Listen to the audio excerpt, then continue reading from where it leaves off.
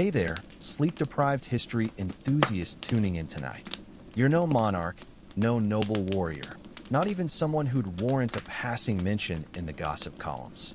Just another overworked drudge crawling through the disease-ridden underbelly of 19th century London.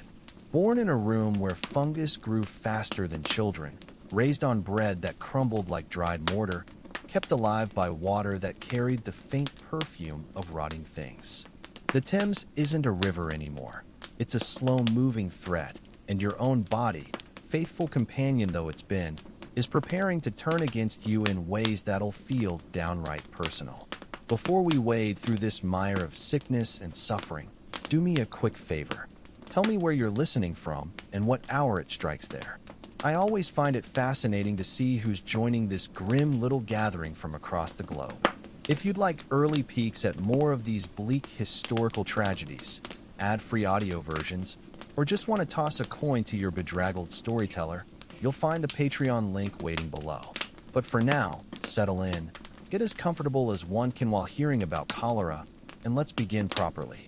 You awaken to the buzzing of flies. Not those delicate summer dancers that float through sunbeams. These are the heavy, determined kind. The sort that scrape their filthy legs across your wash basin, your floorboards, your face if you stay still too long. You swat at them without opening your eyes, but it's half-hearted at best. You've grown accustomed to their presence, just like you've grown accustomed to most indignities. The perpetual dampness seeping through your mattress, the constant ache in your knees, the reeking chamber pot beside your bed that overflowed days ago and now ferments in the summer heat. You shift position slowly, every joint protesting like rusted machinery. Your sweat-soaked shirt clings to your back like a second skin. Not fever sweat, just the ordinary misery of living in an airless coffin where the window, smaller than a loaf of stale bread, offers nothing but a view of brick wall 6 inches away. You could open it, but you'd only trade stagnant heat for the smoky variety.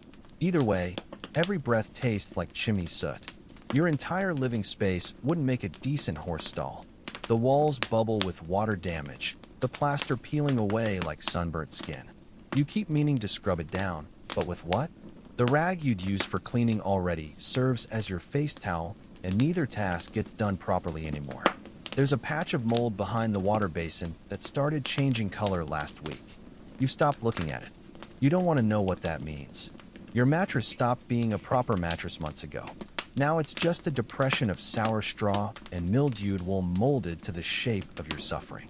It sags in the middle, forcing you to sleep curled sideways unless you want to wake up with your spine bent like a beggar's question mark. The blanket's more whole than fabric, but you pull it tighter anyway. There's comfort in ritual, even when the ritual involves wrapping yourself in something that smells like wet dog. You grope for the basin beside your bed. Maybe half an inch of cloudy water remains, with some unidentifiable speck floating in it. Lint? Dead insect leg. You drink it anyway. Your throat's parched, your lips cracking. You could ask Mrs. Abley downstairs for fresh water, but her shoes haven't moved from outside her door in 36 hours, arranged neatly as if she just stepped out. You noticed that yesterday. You're noticing it again now. The tenement building creaks its morning greetings. Not peaceful quiet, just exhausted silence. Floorboards protest under shifting weight. Somewhere an infant wails that particular hopeless cry of babies who've learned comfort doesn't come. A man hacks 3 times, spits into what sounds like a tin cup, then starts coughing all over again. A door slams. Muttered curses. The familiar scrabble of rats in the walls. Maybe the same bold one that gnawed through your bread ration last week. You meant to set a trap. You've got nothing worth baiting it with. The shared privy 3 doors down might as well be decorative.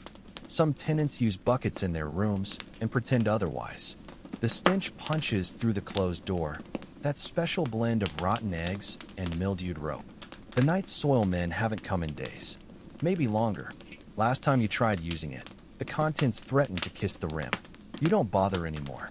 Your own bucket's just as foul, but at least conveniently located. You sit on your ruined mattress's edge, staring at the wall's jagged crack running floor to ceiling like a slow-moving fault line. You've started tracking its progress like astronomers chart comets. something to mark time's passage when all other measures fail.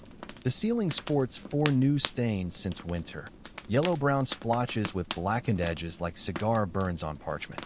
You scratch at your collarbone. Your skin's been itching lately. Could be the heat. Could be the bed bugs. You don't check anymore. They're always there. The bread under your pillow, wrapped in what might have once been a handkerchief, tastes like ash and sourdough, but it's calories. You tell yourself you washed your hands yesterday. Maybe. There was water involved. That counts for something.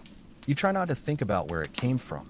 The hallway basin had developed an oily film last you looked, with an aroma that lingered like bad decisions. The room thickens with each passing hour as the building exhales its collective misery. Someone fires up a stove and the smoke seeps through floorboards, mingling with whatever's festering in your corners.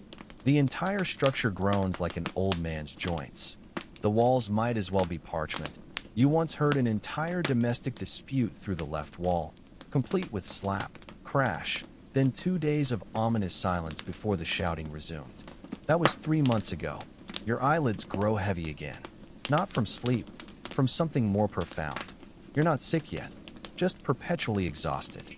You sink back into the mattress's permanent depression. The smells intensify, sweat, waste, that sweet sour reek of something spoiling in the heat. You'd grown nose blind to it all, but something beneath your ribs twists at the scent now. You breathe through your mouth and pretend it helps. Then the coughing starts. At first, just the usual wet hack half the building's residents perfect. You wait for it to stop. It doesn't. It sharpens into gagging. Then something worse. That awful retching sound of a body trying to turn itself inside out. Splattering. Pause. More splattering. Coming from the other side of your wall. Close. Too close. You recognize that voice. The limping neighbor who lives alone. You try ignoring it. You've heard worse. Drunks vomiting in stairwells. Babies wailing on sugar water diets. That man last week who coughed himself into silence, leaving behind a room nobody walks past without holding their breath. This is just another body rebelling. Bad meat, cheap gin, scraps from the bins. You repeat this like a mantra until the retching fades into rhythm, then silence. But something about the sound lingers. Not just sickness, but utter hopelessness. No cries for help. No expectation of aid. Just endure or expire. That's the way of things. You lie back on your mattress and stare at the cracked ceiling until your eyes lose focus. There's nothing to be done. You need to eat or work or something in between. The building's staircase groans like a living thing beneath your weight as you descend. The air transforms from stagnant to actively hostile with each step, releasing new stenches from the walls. Mildew, kerosene, something metallic that might be old blood. Passing Mr. Dobson's door, you deliberately avoid looking at the crusted handkerchief nailed to the frame like some macabre decoration. Another silent announcement that someone inside is either dying or already dead. You've been seeing more of these lately, makeshift white flags of surrender. They don't stop foot traffic, but you notice how people's breathing changes near them. Shallower, quicker, as if that might keep the bad air at bay. The hallway spills into an entryway where the front door hangs crooked on its hinge. Beyond it lies the alley, a narrow channel of urine-polished cobblestones and discarded animal bones leading to the wider street. The city's signature stench rolls in on a sluggish breeze, delivering summer's worst perfumes. Raw sewage, rendered fat, sour beer, horse dung, and something decomposing that might have been alive last week. You cover your nose instinctively with your sleeve, though the fabric just makes the air warmer and more personal. Outside, the street hums with unusual tension. Not bustling activity, just heightened volume. Clusters of people trade nervous whispers, conversations cutting off mid-sentence when you pass too close. You catch recurring phrases like ominous refrains. Dropped dead where he stood.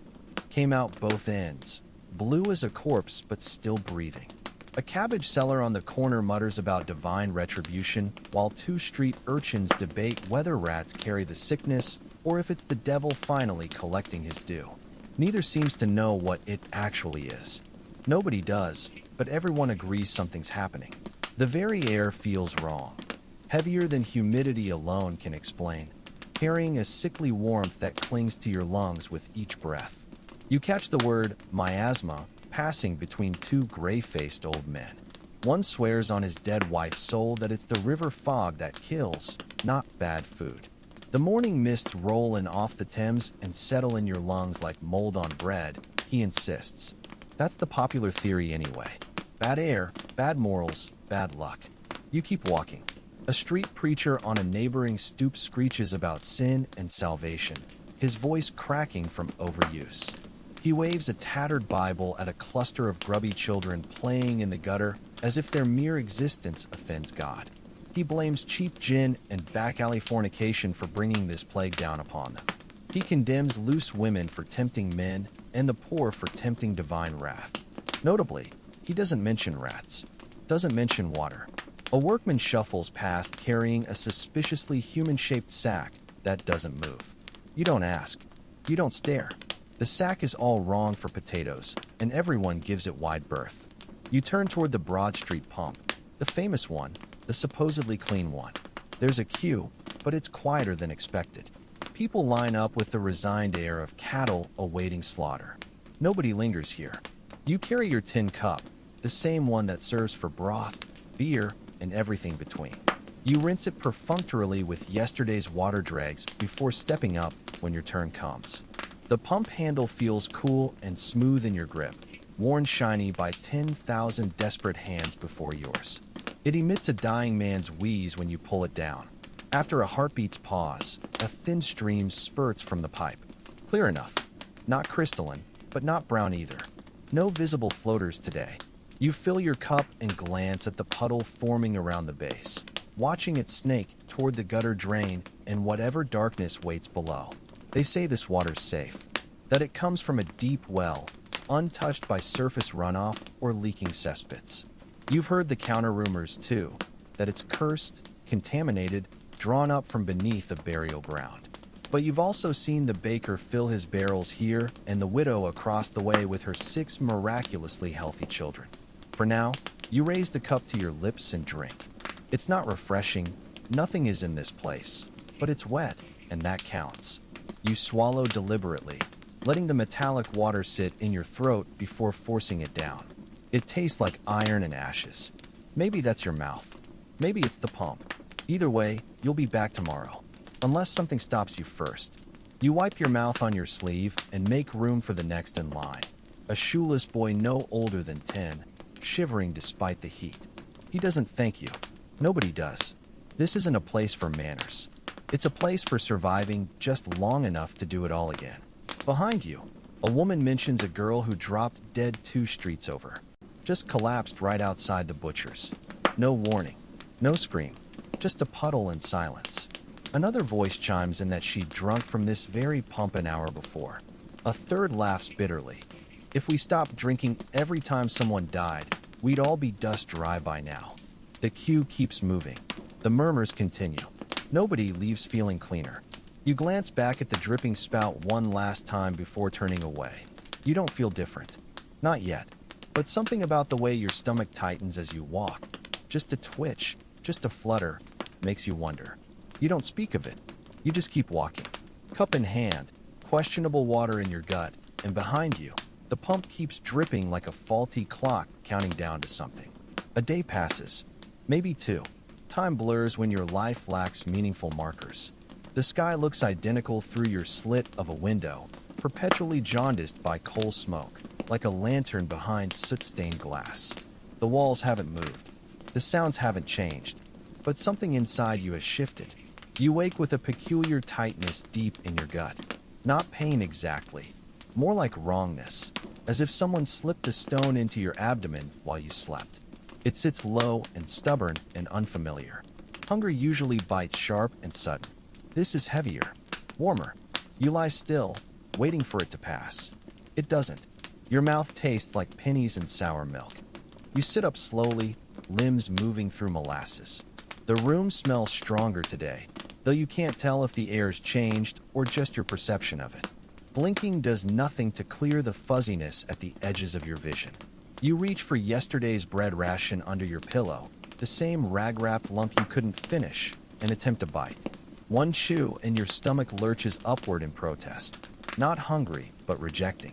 You spit the mouthful back into your palm. It tastes like sawdust now.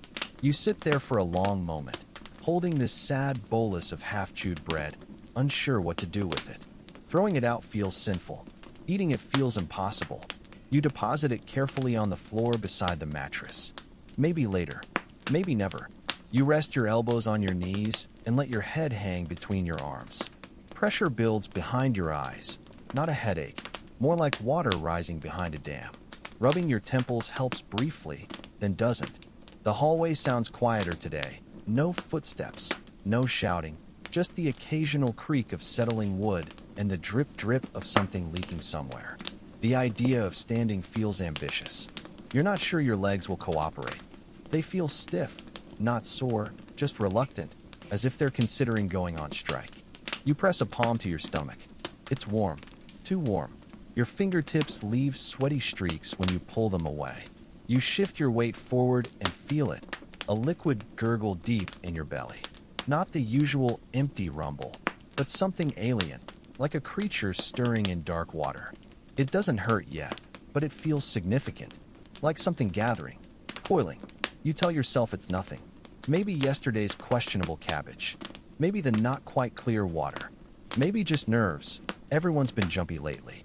Maybe you've caught the neighborhood's panic like a common cold. You lean back against the wall, eyes closed. The plaster feels cool and rough against your spine. You breathe through your mouth. Your nose has started burning. Your thoughts drift. You think about the pump, how its handle squeaked like a dying thing, how the water puddled around your boots, strangely iridescent in sunlight. You remember someone saying a girl dropped dead after drinking from it. You remember telling yourself that proves nothing. People drop dead all the time. Sometimes they don't even fall. They just leak. Your stomach groans again. Not hunger. Not emptiness. A thick, wet churn like something alive shifting position inside you. You sit forward instinctively, arms crossed over your belly. It doesn't help. You feel hot all over now. Not feverish, just uncomfortably warm. Sweat beads across your back, behind your knees. Your shirt clings like a second skin. Wiping your forehead comes away slick. Wiping your hands on your trousers was a mistake. Then it hits. No warning, no gradual build-up. One moment you're breathing through a cramp. The next, your gut seizes like a fist and something inside you drops. You gasp. Not pain yet, just overwhelming urgency. You scramble for the bucket, half standing, half bending, one hand fumbling while the other grips the mattress for balance. You don't make it. Your body betrays you a second before your fingers reach the pail. It's sudden, warm, wet, a flood escaping without permission, without control. It runs down your legs into your boots, soaking through layers of cloth and leather, pooling on the uneven floorboards beneath you. You freeze, shock, shame, helplessness. The smell hits, sharp, sour, oddly sweet, like rice water left in sunlight. You recognize it. You've smelled it in hallways, in stairwells, behind doors with handkerchief warnings. You don't move for a long time. When you do, it's just to shift your weight slightly, trying to extricate your feet from the spreading warmth. The floor drinks it in greedily, the old wood swelling at the edges. The bucket sits 2 feet away, useless. You hate it suddenly. Want to kick it? Don't. That would require energy you don't possess. Your breathing's gone shallow, not from panic, just exhaustion. A deep, pervasive tiredness that sleep won't fix. A weight behind your ribs that makes sitting upright feel like work. You wipe your hands on your knees, then stop. Everything you touch is damp now. Everything smells like sickness. You grab the rag from your wash basin. What a corner, and attempt to clean your legs. The motion makes your stomach twist again. You stop mid-wipe, leaning forward, bracing for the next wave. It doesn't come. Not yet. Your eyes drift to the stains spreading across the floor, pale, filmy, pooling between the boards. You wonder how long before it seeps through to the ceiling below. Wonder if anyone will notice. Probably not. The upstairs neighbors avoid coming down. The downstairs neighbors pretend not to smell anything. You don't cry. No energy for that. Just sit there damp and shaking, watching your body betray you in slow motion. This isn't hunger. Isn't fatigue. It's something else. Something worse. You feel hollow, as if your insides have already dissolved and the rest is just catching up. You attempt to stand slowly, gripping the wall and window frame with trembling hands. Your knees hold, but barely. Your boots squelch nauseatingly as you shift your weight. You peel them off with effort and set them aside, then stand barefoot in your own filth, trying not to gag at the smell. You fail. Your stomach convulses once, but there's nothing left to expel, just bile and air. You collapse back onto the mattress before you fall. The straw stuffing groans beneath you, already soaking at the edges where the mess has spread. You tell yourself it was the stew from 2 nights ago. That gray, watery gruel thickened with unidentifiable meat-like chunks. Or maybe the bread, stale and crumbling, left too long on the shelf until white mold blossoms appeared. Or perhaps the water, though you hesitate to consider that possibility. Because if it's the water, then it's everything. Then it's in your tea, your broth, your sweat. Then it's already inside you, not something passing through, but something you've become. You try to clean up. Truly you do. You take the rag from your wash basin, dampen a corner, and attempt to wipe your thighs and calves, scrubbing at the filth now drying sticky against your skin. But it's pointless. Even as you clean one patch, another follows. Your gut spasms again, warm and sudden, and the bucket still isn't close enough. You lunge for it. Too late once more, and your body empties itself without permission, thin, pale, strangely odorless fluid rushing out uncontrollably. You feel hollow, not metaphorically, but physically scooped out, as if someone removed your insides and forgot to close you back up. You recognize this fluid now. You've seen it before in others while pretending you hadn't. You told yourself what Mr. Dobson expelled was different, more yellow or green or bloody. Not this ghostly trickle of water and mucus. But no, it's identical. Nearly clear, slightly milky. They call it rice water stool. It doesn't resemble food. It looks like something forgotten in a bowl overnight and poured out with a shudder come morning. You drag the bucket closer with shaking hands, knowing now it's not about catching everything in time. It's about minimizing the damage. Your mattress is already ruined, of course, but some stubborn part of you clings to the idea of containment, of basic decency, even as your body falls apart at the seams. Your limbs begin twitching. Small at first, fingers jerking against your thigh, a foot kicking out involuntarily. Then the real cramps begin, the kind that grip you from the inside out. Your legs curl without permission, toes digging into floorboards. Abdominal muscles seize and twist, doubling you over with a gasp as you press hands to your sides like you might squeeze the pain away. You want to scream. Consider it briefly, not for help, just so someone knows you're still here. But you remember the man upstairs last week who screamed for 6 straight hours before dying. Nobody came for him. Nobody will come for you. It's not cruelty. It's arithmetic. The risk of helping outweighs the reward when the person probably won't make it anyway. The cramps come in waves, each sharper than the last. Breathing becomes difficult, not because your lungs fail, but because each breath must wait its turn between pulses of agony. You pant like a dog, open-mouthed and shallow, tongue sticking to the roof of your mouth. You're desperately thirsty but dare not drink. Some deep instinct knows more water and means more water out, and you've nothing left to give. Your skin prickles unnaturally, not just from heat, but something colder beneath the surface. You glance at your hands and notice the tremors aren't from effort or fear, but from your body losing its grip on salts and fluids. Your fingernails have taken on a bluish tint. Rubbing them hard against your shirt hem does nothing to warm them. You're sweating and freezing simultaneously, shaking in your own damp clothes. Movement in the hallway, someone passing your door. You freeze, breath held, then exhale slowly. You don't call out. What would you say? That you've soiled yourself? That you're leaking from every orifice? That you now know with cold certainty what this is? Everyone knows. They just don't say it aloud. There's power in not naming things. It keeps them on the other side of the wall.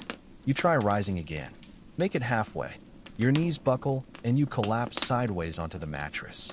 The straw squelches beneath you, releasing intensified smells, sweet and sickly thick. Not quite rot, but something determinately not rotting and failing. You retch. Nothing comes up. Your throat convulses uselessly anyway. You remain there for what might be hours.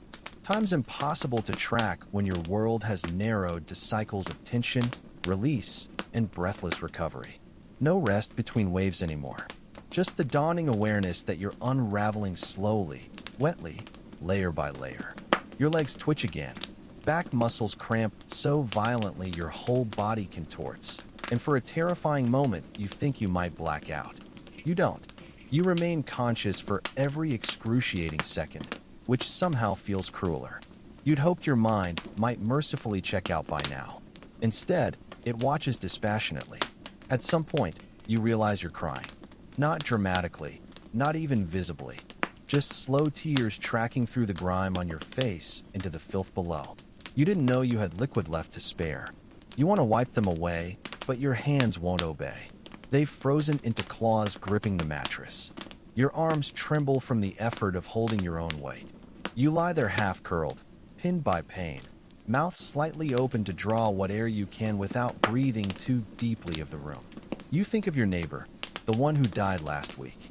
How quiet he grew in the final hours. How his breathing slowed. How his face turned gray then blue. How they came for him after dark, wrapped him in a sheet, carried him out like a sack of rubbish. You remember the stain on his floor, still there if you know where to look. You wonder if someone will find one in your room soon. With monumental effort, you roll sideways and let your feet touch the floor. It's slick, cold. You press palms to the wall and haul yourself upright inch by agonizing inch. Your vision swims. Your head spins. You know you won't make it far, but far isn't necessary. Just the door. Just something between you and the world outside, however flimsy. You crawl, knees knocking against floorboards, breath coming in short, high whimpers. You reach the door and press your forehead against it. Though it feels cool, solid, strange, something in your world that hasn't turned to liquid yet. You rest your whole body against it, eyes closed. You consider opening it. Consider calling for someone. Consider being seen like this, soaked, shaking, less a person than a sentient puddle. You don't. You just stay there, pressed against the wood, waiting, listening, leaking. Sometime later, you're back in bed, shaking. Not from cold exactly, not from fever, but something deeper, a tremor starting in your core and radiating outward like ripples in tainted milk. Your limbs twitch and turns. Teeth chatter softly with each breath. The mattress beneath you squelches whenever you move. You stopped trying to shift positions hours ago. You can't tell whether your bones ache or your muscles or both. The pain has simply become part of the atmosphere now, settling into every corner of the room, climbing the walls with the rising damp. The bucket's useless. You've missed it too many times and lack strength to reach it now. What little energy remains gets spent gripping the mattress edge or wall, clinging as if the room might tip over and spill you into something worse. The rag beneath your hips has soaked through twice. You stop changing it. Stop caring. The mattress was always ruined. You're just taking it with you, one final indignity at a time. Your mouth tastes metallic, not just at the back of your throat, but everywhere. Tongue, teeth, even your breath, what's left of it. Every swallow is sandpaper. Every gasp draws air that feels thick and secondhand, like it's already been breathed by someone sicker than you. You attempt sipping from the tin cup on the floor, but it spills as your fumbling hands miss the rim. The water hits the floor and spreads, indistinguishable from everything else. You don't reach for it again. Then the unnatural heat comes. Not the pleasant kind from fire or sunlight, but the kind your failing body generates in its death throes. It builds from your spine outward, a creeping fever that doesn't warm so much as set your nerves alight. You sweat profusely, every inch of you slick, shirt glued to your back like skin on skin, thighs fused together beneath the blanket. The room smells like sickness incarnate, the kind that seeps into wood and fabric long after the body's gone. You sweat until the mattress squelches beneath you, until you feel it soaking your neck, shoulders, backs of knees. It rolls down your chest into your ears. For a few horrifying moments, you wonder if this is what drowning from the inside feels like. Then the cold returns. Not gradually, Instantly. One moment you're boiling. The next, your body turns on itself. Your already pale skin models gray. Fingers, still clenched into thighs, lose feeling. The tremors become rhythmic, almost shiver-like, but they don't stop. You curl inward instinctively, trying to preserve what little warmth remains. It's like hugging a corpse. You're not cold from the air. The air hasn't changed. You're cold because your body's given up on thermoregulation. You attempt stretching your legs, but cramps stop you, seizing without warning, turning calves into painful knots. You bite the blanket and scream into it silently. Not bravery. You've learned crying out wastes precious breath. Crying requires hydration. You have none left. You clench your jaw and shake, body spasming like a shocked animal. Then lie still again, heart pounding against your ribs like a fist in a locked box. Your eyes begin sinking. Literally. The skin around them darkens, hollows blinking becomes laborious, eyelids dragging like wet cloth. The meager light through your soot-caked window smears across your vision now, halos forming around anything brighter than shadow. You see shapes that aren't there, colors that don't belong. You tell yourself it's the fever, or the cold, or both. You curl tighter. The blanket shifts with you, peeling back from your feet, exposing toes to air. You don't feel it. You look down and stare at your feet for a long time. Nails pale, skin bluish-gray like spoiled meat. You don't know when that happened. Pressing a palm to your shin finds no warmth. You don't pull the blanket back down. What would be the point? Your hands have stopped shaking. That should comfort you, but it doesn't. They've stopped because they can't anymore. Your fingers curl inward slowly, not in pain, but as if forgetting how to do anything else. Palms twitch. Wrists ache from the weight of your own bones. You try moving your pinky and watch it spasm slightly before going still. The simple motion costs disproportionate energy. Your lips crack when you try wetting them with your tongue. Your tongue sticks to your teeth, feels grotesquely swollen. Breath comes in shallow bursts, each colder than the last. Your chest rises, but not enough. The air doesn't seem to reach your lungs anymore. You know what this is. You refuse to name it. Naming gives things power. You vaguely recall a pamphlet someone left at the pump weeks ago. Warnings about water, about symptoms. You didn't read it. Couldn't. But someone read it aloud once, loud enough for half the street to hear. That man with the rasp and missing ear, shouting about sunken eyes and blue skin and clammy limbs. You'd laugh then because it sounded like a ghost story. You're not laughing now. The cramps return, not in your belly this time, but fingers, toes, jaw. Your body contorts subtly. Neck tilts too far left. Foot turns inward until the ankle pops. You make no sound. Just let it happen. Your body stopped consulting you on decisions. It has its own agenda now, and you're just along for the ride. You lie still, staring at the cracked ceiling, counting fissures in the plaster like you used to count church bells, slowly, methodically, as if marking something sacred. You try blinking, and your eyelids respond a second too late. Attempt swallowing, and your throat clicks, but doesn't move. Your breath whistles softly through your nose, and you marvel that you can still hear it. Your skin's gone cold. Not winter's chill or frostbite, but the profound internal cold of systems shutting down. Touching your own arm makes you flinch, not from contact, but from realizing the skin no longer feels like yours. It's clammy, rubbery, slightly damp. Pressing a thumb into your forearm leaves an indentation that lingers too long before fading. Your heart slows. Your blood's no longer interested in completing its circuit. Your breath catches, not dramatically, just from exhaustion. You lie back fully now, limbs loose and useless, letting your gaze drift to the window. The sun's moved, but you didn't notice it happen. Time's edges have blurred when your body forgets how to track it. You think of the rats. Haven't heard them today. Even they're keeping their distance. You exhale slowly and feel your chest tighten at the breath's end. You don't inhale immediately, not by choice, but because it takes longer than it should. When air finally returns, it feels thinner, less substantial. You wonder how many more breaths remain before one simply doesn't come back. Your fingers have curled into deadbird claws. Lips gray, eyes sunk, so deep you resemble a charcoal sketch of yourself. You're still sweating, still freezing. and there's nothing left inside you but the final fragments of what used to be a person. And still the cramps keep coming.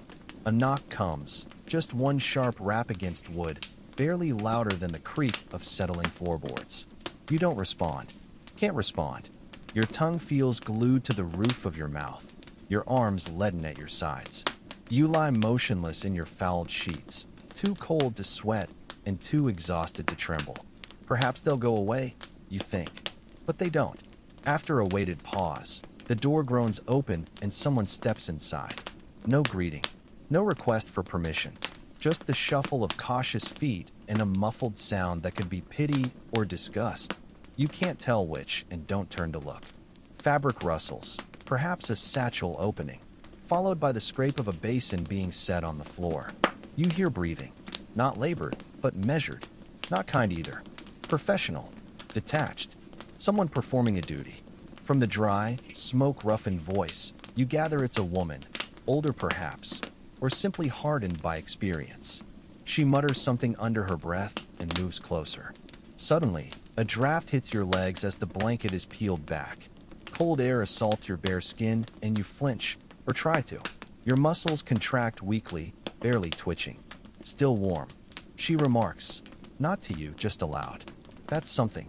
A vinegar-soaked cloth presses to your forehead, stinging enough to make your eyes water, not from emotion. You're far too dehydrated for tears. The cloth moves to your neck, chest, arms. Not cleaning, just dabbing, as if assessing whether you're worth the effort.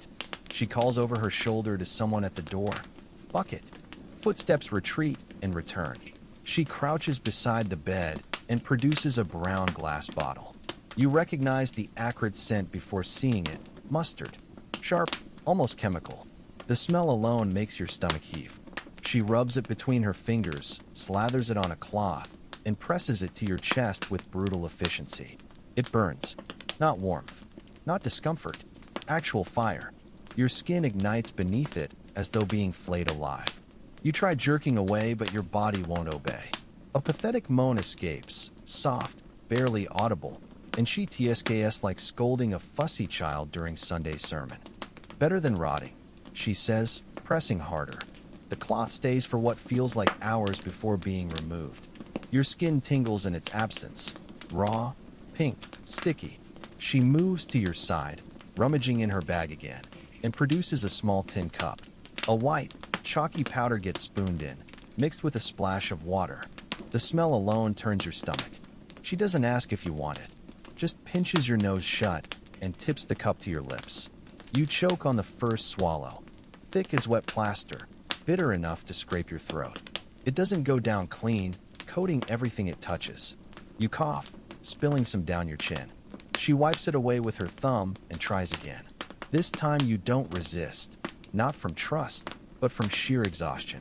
Resistance requires energy you no longer possess. Nausea hits immediately.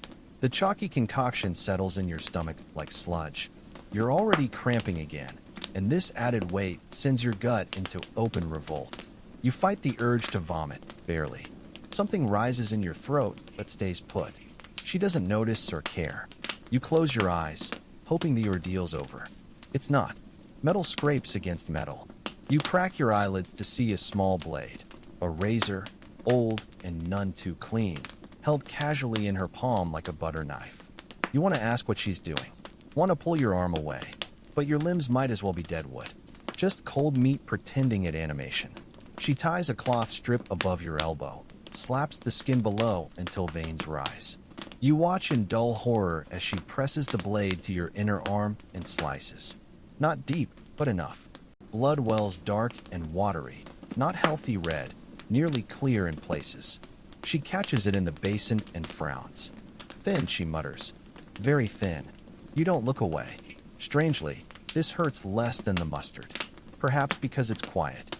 Perhaps because it makes a perverse kind of sense. Bloodletting is familiar. You've seen it done before. The sick get drained. Bad humors, they say. Let it out, and the body rights itself. You're not sure anyone truly believes that anymore, but they do it anyway, because what alternative is there? She draws several ounces before pressing a rag to the wound and tying it off. Your arm throbs. Your head swims. You feel smaller, lighter, not better, just less. From the doorway, an unfamiliar voice. Young, male, uncertain. Should we fetch the doctor? The woman snorts. What doctor? He's 4 streets over, knee-deep in a dozen others. Won't come for this one. Leave him be. You don't know who she's speaking to. Don't recognize the voice. It doesn't matter. They don't enter. You don't see their face. A minute passes. Maybe 2. She dabs your lips with a cooler cloth, but doesn't speak. For a fleeting moment, you think she might be softening. But no, she's checking your pulse, counting, measuring. Her fingers rest on your neck like someone taking inventory before goods spoil. She sighs and straightens. Better off than some. At least he's not shrieking. No kindness in the words. No comfort. Just observation. She gathers her things methodically, replacing each item in her satchel with practiced precision. The razor goes last. The clasp snaps shut. She stands without looking at you again. Her footsteps fade toward the door. One final remark to the figure in the hall. Mark the door. Lime it if you've any left. Then she's gone. You lie exactly where she left you. The bucket remains full. The sheets stay damp and cooling. Your chest burns where the mustard sat. Your arm aches from the cut. Your stomach gurgles in protest, still trying to expel the chalk. You stare at the ceiling, eyes wide and unblinking. There's a splinter up there dangling by a thread. You focus on it, not because it matters, but because it's the only thing in the room not actively leaking or dying. From outside, the sound of liquid being poured. A slosh. A brush. The vinegary tang of disinfectant seeps through the cracks. They're marking you the way butchers mark spoiled meat.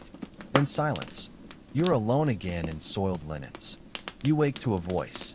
Or perhaps you don't wake at all. It might be a dream or memory or some hybrid of both. But the voice feels real enough to cling to. Warm, for a moment. It says you'll be fine. That you're improving. That the worst has passed. The sort of lies people tell the dying when they want to soften the blow. The tone's wrong, though. Too light for comfort, too practiced for compassion. The voice of someone already looking past you toward the next bed, the next body. You don't know whose voice it is. Doesn't match the mustard woman or the boy in the doorway. Higher pitched. Female, maybe, or just thin. You try turning your head, but the effort's beyond you. Everything inside aches dully. Not sharply, not urgently anymore, just constantly. A deep, woolen fatigue filling your limbs. Your arms lie heavy at your sides. Your legs tangle in the sheets, but you can't feel your toes. You assume they're still there.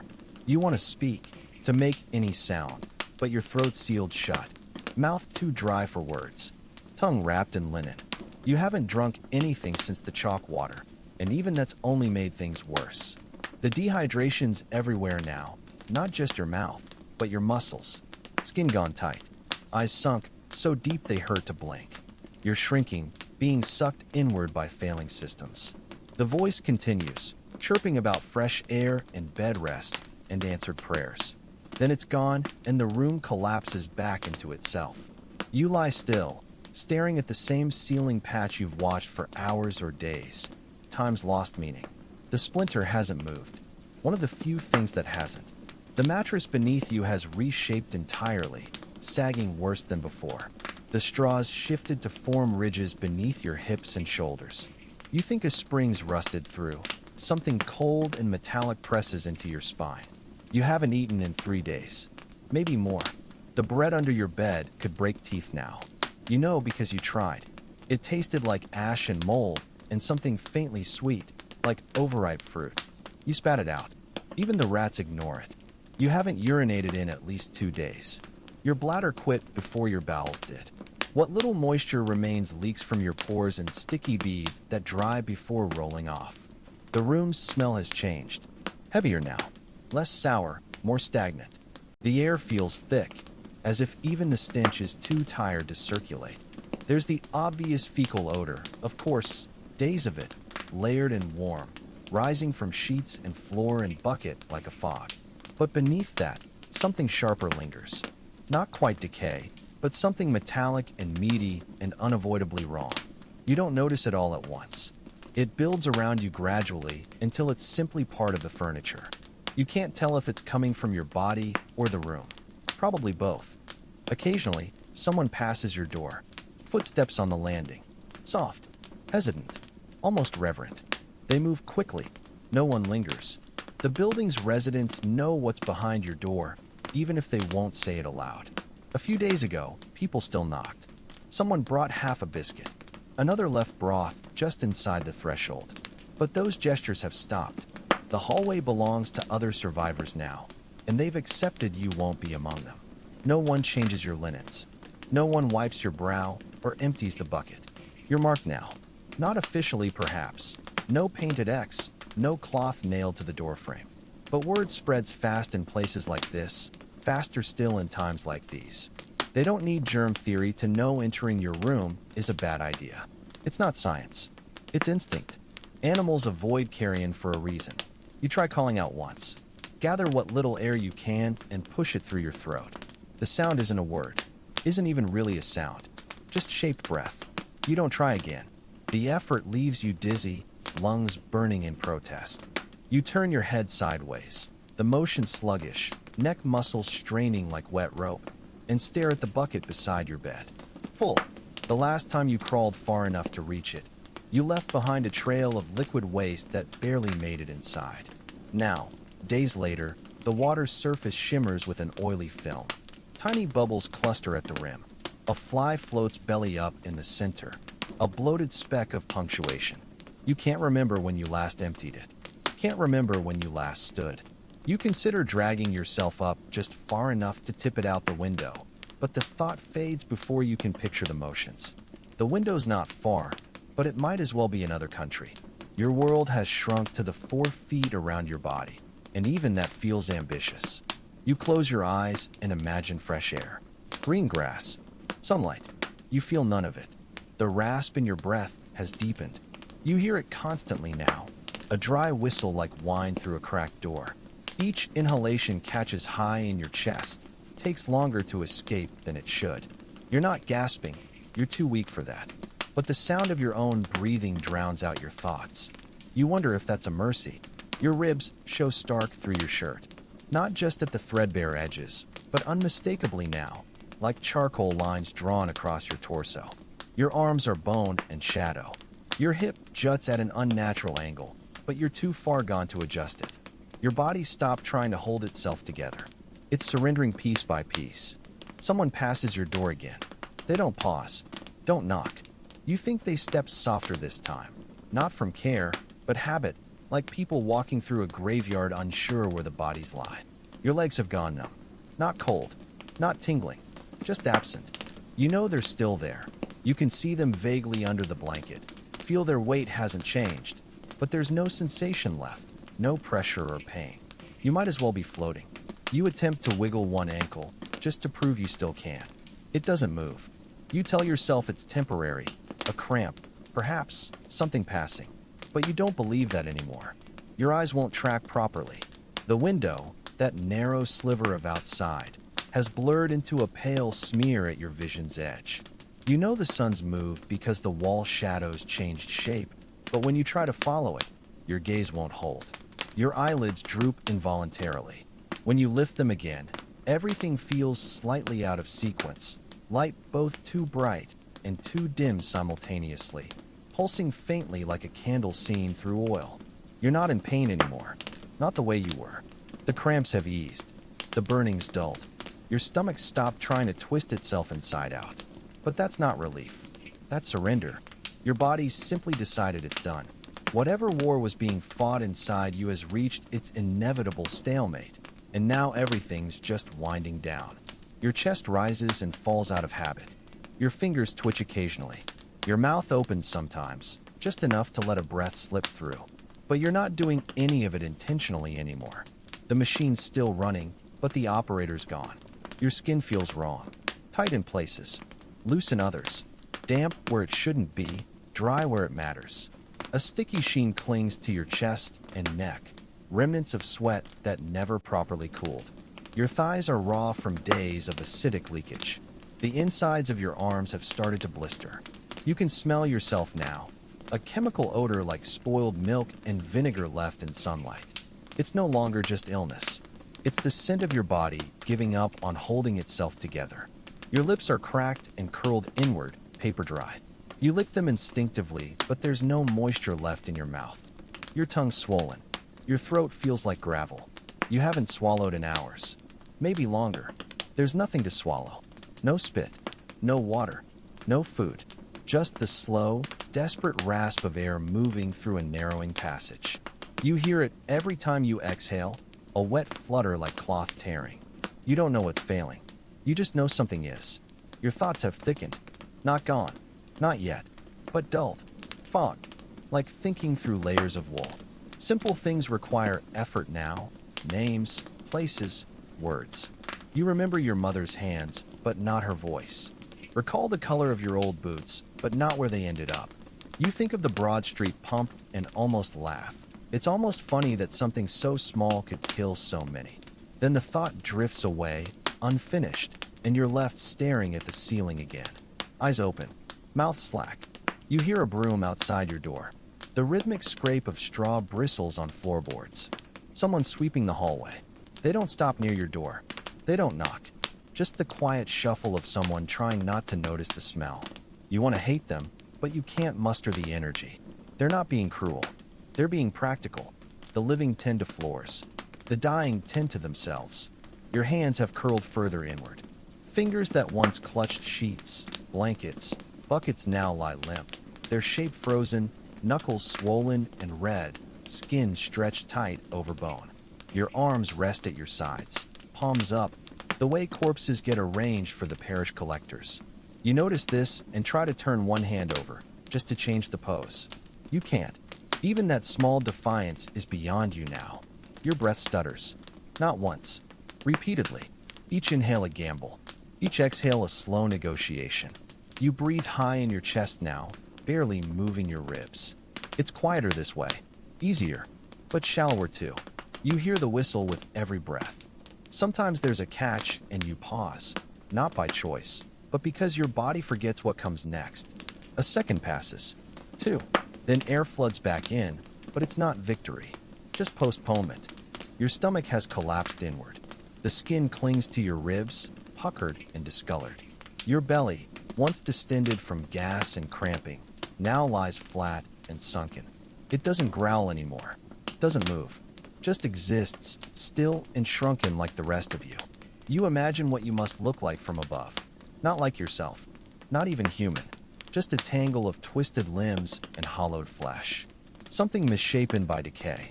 Your ears ring faintly, though there's no sound to cause it. Just a high, steady tone humming beneath everything. The broom, your breath. You wonder if this is what silence feels like when it settles into the skull. Wonder if it's the first sound of death. Not a wail, not a moan. Just a single note playing you out like the end of a broken hymn. You think of water again. Not because you want it, but because your body remembers it. A glass, cold and full, pressed to your lips. You don't recall when that last happened. Days ago? Weeks? Time's lost its edges. All that remains are sensations. Thirst, hunger, ache. And even those are fading into something more like memory than experience. The thirst remains sharp, but it's losing definition too. Like a dream forgotten upon waking. Your mouth moves. No words come out. You try again. Lips twitch. Jaw tightens slightly. But there's no voice. Just the faintest wheeze of air through cracked teeth. You're trying to ask something. Not for help. Not for rescue. Just for someone to know you're still here. That this isn't over yet. That you're not ready, even though you are. Your breathing slows. Not by choice. By inevitability. You feel it happening. The spaces between inhales stretch wider. The exhales soften until they barely make sound. The air entering your lungs feels thinner, like there's less of it to hold. You count each breath, not deliberately, but because your brain's trying to measure something, to track the last moments before the signal fades. There's no peace, no comfort, no warmth, no grand release from suffering, no light at the tunnel's end. Just wet sheets, sores on your hips, an ache in your chest, the distant sweep of a broom somewhere. No prayers, no ceremony, just your own breath, quieter each time, as if your body's rehearsing the end before committing to it. You think about screaming, Just once. Not for rescue. For proof. But the thought comes too late. Your jaw doesn't move. Your chest doesn't rise. The air doesn't come. You're dead. You don't feel it. There's no sudden release. No whisper from beyond. No tunnel of light or parting of clouds. Just the final breath that didn't return and the stillness that followed. No one saw it happen. No one marked the time. There was no last word. No final prayer. No hand held in yours. Just silence. Thick. Wet. Indifferent. Soaking into your skin and sheets until your body stopped pretending to be anything more than mass. You lie there for hours. Maybe longer. The sun shifts its angle through the soot-streaked window. Shadows stretch across the floorboards, then retreat. The light grows dull and yellow. You do not move. You do not stiffen immediately. That takes time, but you begin cooling. Your limbs settle into strange angles and stay there. The sweat coating your skin starts drying into a sticky crust. Your complexion changes in patches, gray where blood pools, bluish at the lips and fingertips. Your jaw hangs slack. Your eyes remain partly open, glassy and unblinking. No one closed them for you. No one was there to do it. Eventually, someone notices. A neighbor perhaps, or a passerby drawn by the smell. Thicker now, sharper, that unmistakable blend of bodily waste and the first faint notes of decomposition. They don't enter. They stop just outside the threshold, 1 foot over, and then quickly withdrawn. They know what it means. No one says the word. They never do. But the meaning is clear. You've joined the others. They don't touch you. That much is certain. They fetch a torn curtain from the stairwell and toss it over you from a safe distance. Careful not to get too close. It settles unevenly across your torso, one corner barely reaching your knees, the other brushing your mouth. It's not a shroud. It's a courtesy, a flimsy gesture to make the scene more bearable for the next set of eyes. You are no longer a man. You're a problem requiring management. Someone gets sent to notify the parish. Not a relative. You haven't had those in years. Just someone who doesn't want to smell you through the walls another night. The message gets delivered to a clerk or assistant or some other functionary whose job is checking boxes beside the dead. They don't come immediately. There are others ahead of you. The city's busy with death this week. Hours pass. Your room grows darker.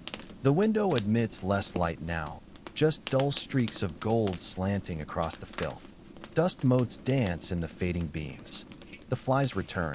More this time. They settle on the curtain, on your exposed feet, on your parted lips. One crawls across your open eye. You don't blink.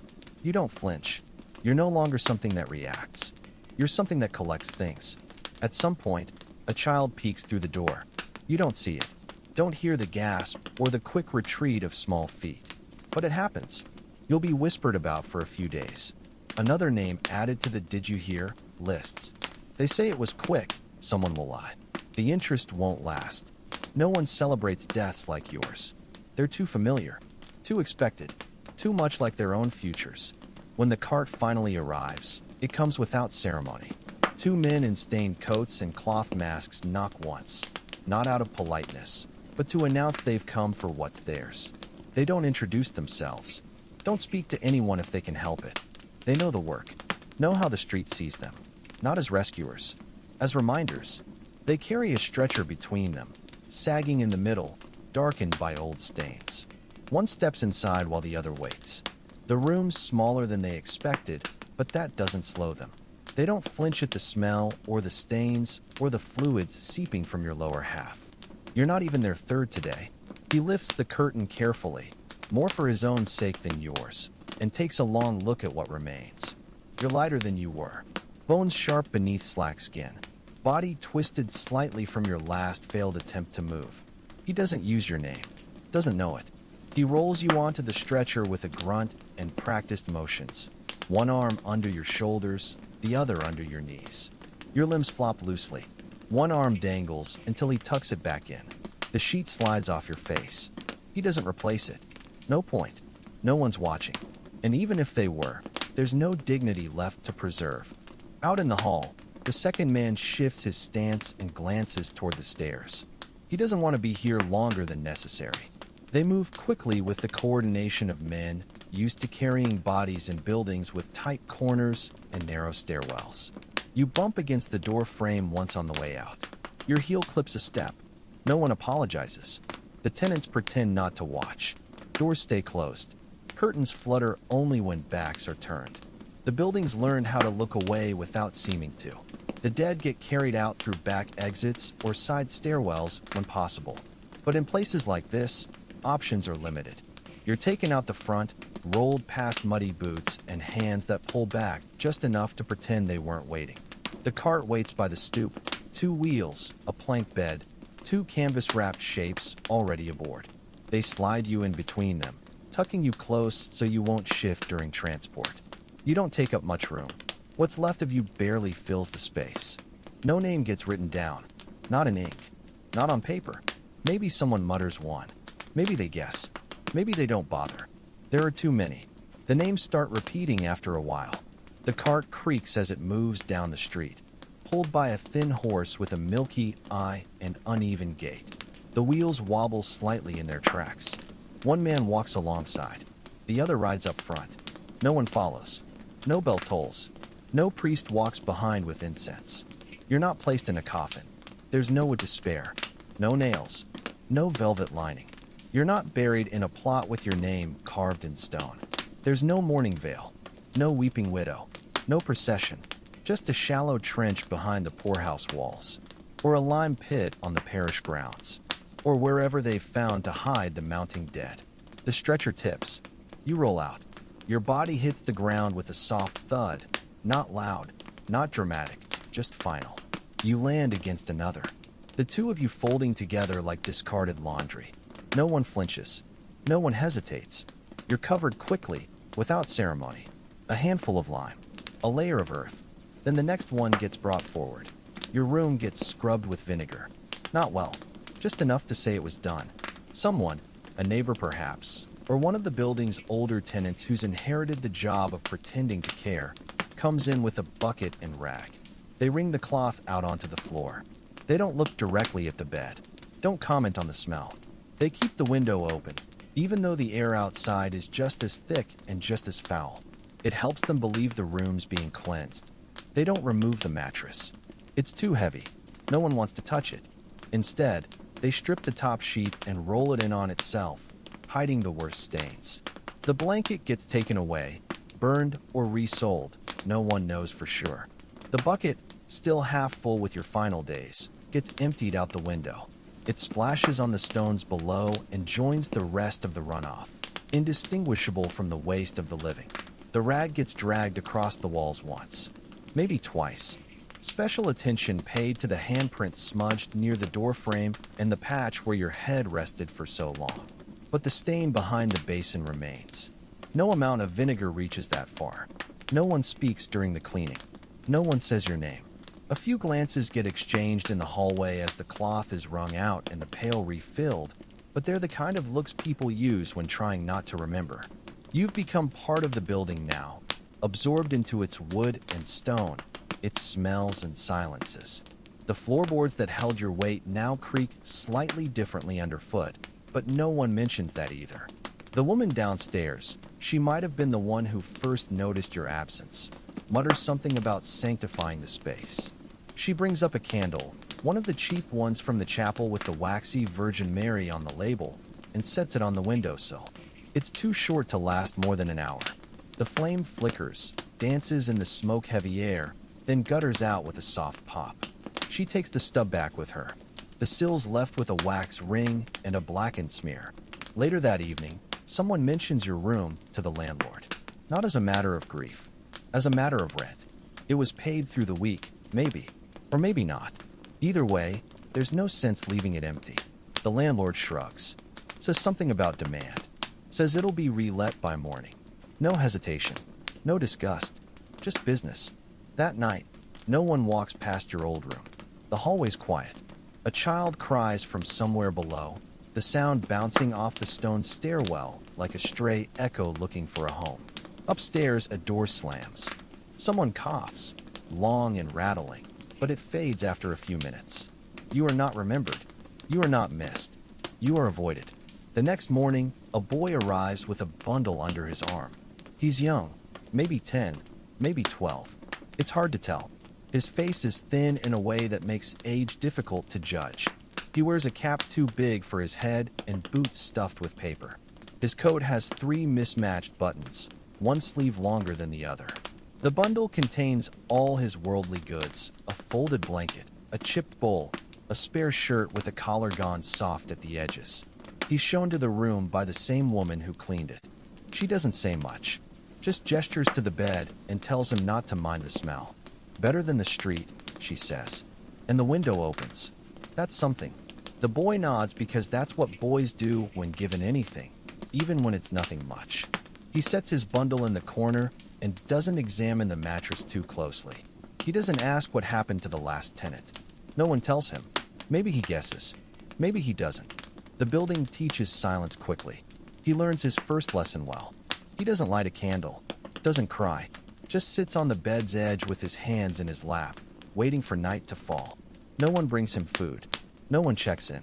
He doesn't expect them to. That evening, he goes to the pump with a dented cup and fills it halfway.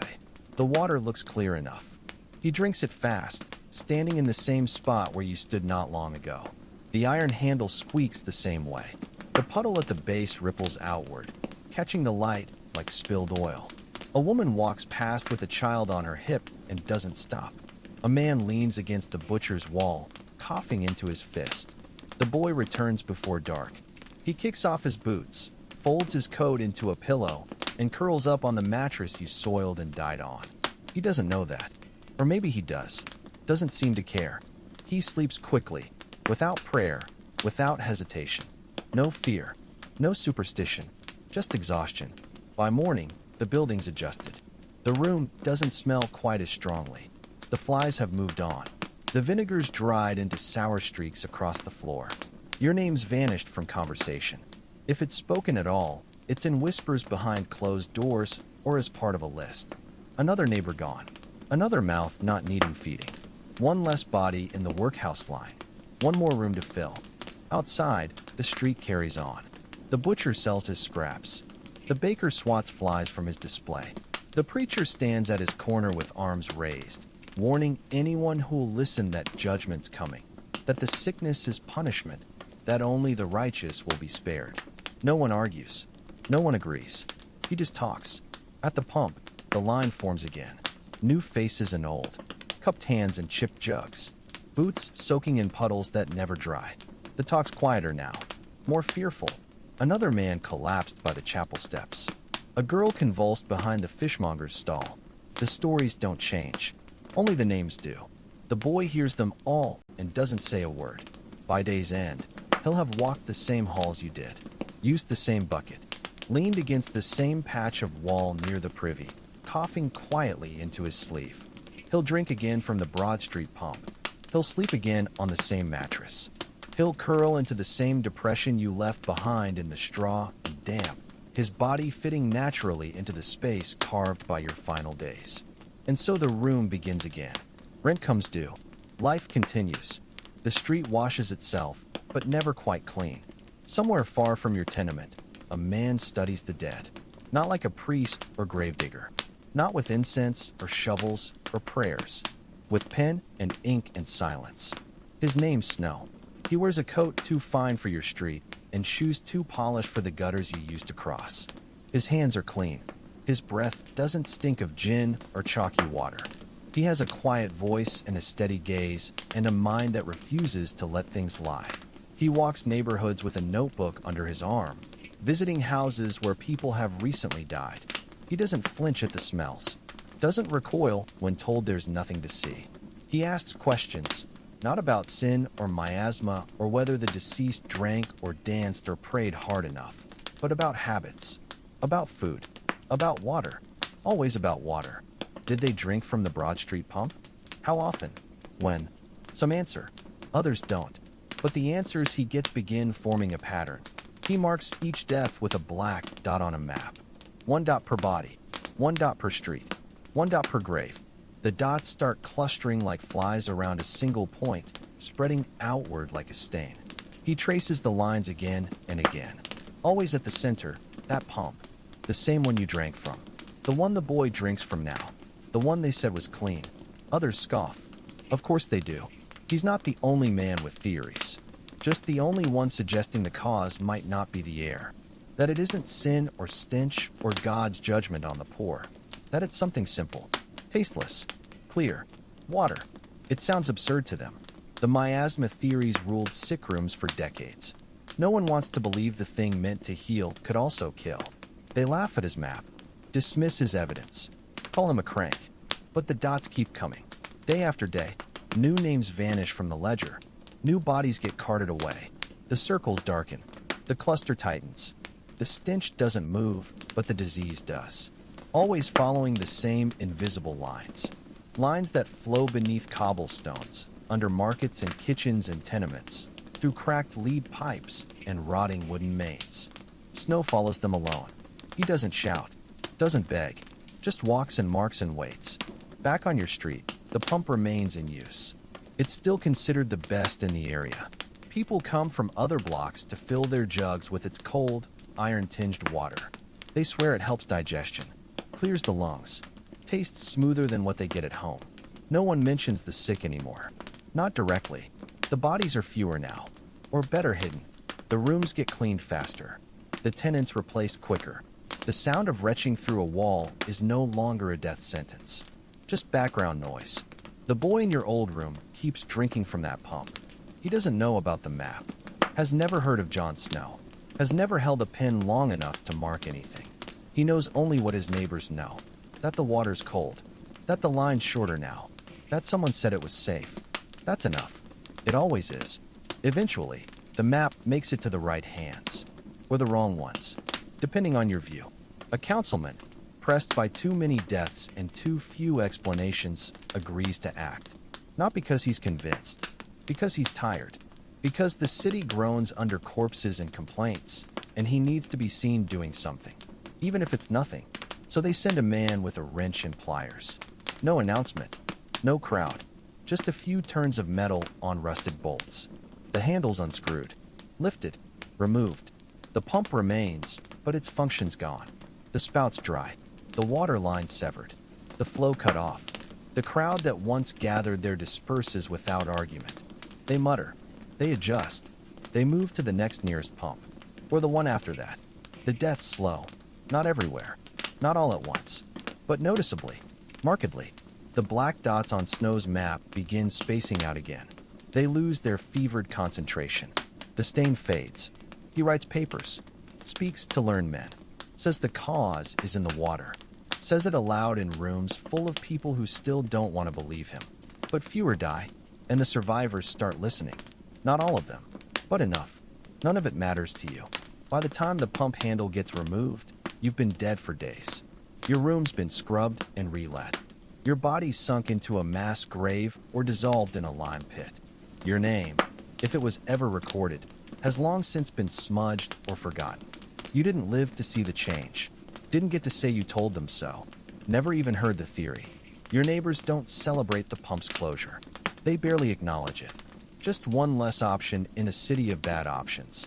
The boy who took your place starts fetching water from another street. It tastes worse, but he doesn't complain. The bucket fills the same. The sores don't return. Not yet. The room doesn't forget you, but it stops caring.